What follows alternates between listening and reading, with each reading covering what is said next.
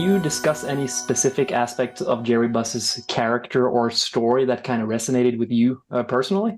Well, yeah, from the beginning, this character resonated with me personally because I'm someone who likes to be like aggressively optimistic when faced with challenges. I think I maybe got that from my father, who was just like a damn the torpedoes kind of guy.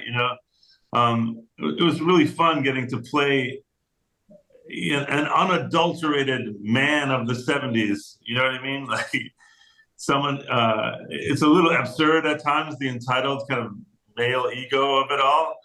But I really like Jerry's drive. I like his loyalty to the people that he loves. I love his optimism. And I think especially the first season, the biggest lesson that you learn from the character is that anything is possible. It's not the only block to achieving great things is most of the time in your own head. So, I really relate to all that. I wish I made as much money as Jerry did, but And the real Jeannie Buss has said that she thinks you did a good job playing her dad and capturing his kind of enthusiasm. Was that like a relief for you to hear, or what?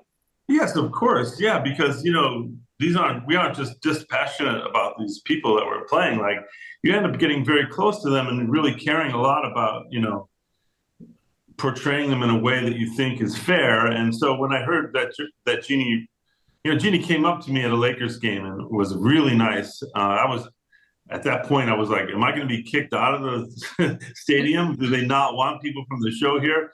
And she couldn't have been more lovely. And she told me that her dad knew who I was. She asked me if I'd ever met him. And I said, no. And she's like, well, he knew who you were.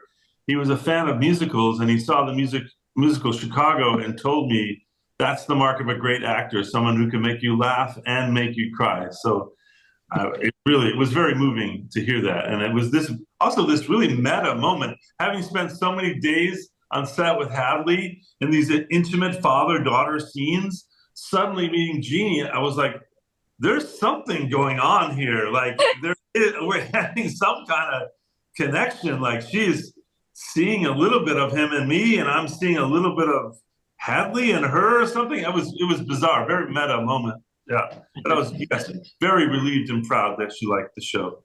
Going into season two, you know what the public thinks of the show. Audience and critics mostly just loved it. Some of the real people portrayed in the show, maybe not so much though, but does that affect you in any way going at it again?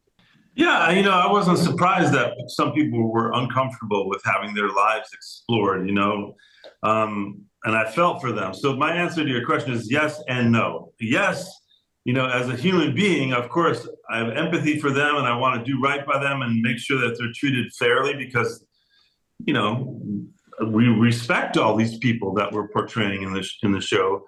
And then when I say no, what I mean is that, well, my job as an artist is to create. I didn't write the script. I didn't make the choices about, what parts of their lives we focus on. And it's not really, yeah. I think as an artist, you have to ignore a certain amount of that because you can be so careful that you're so cautious that you don't say anything. You know what I mean? And no one, that's not drama. That's not comedy. That's not drama. Like you have to tell the truth about life, or at least get at a version of the truth.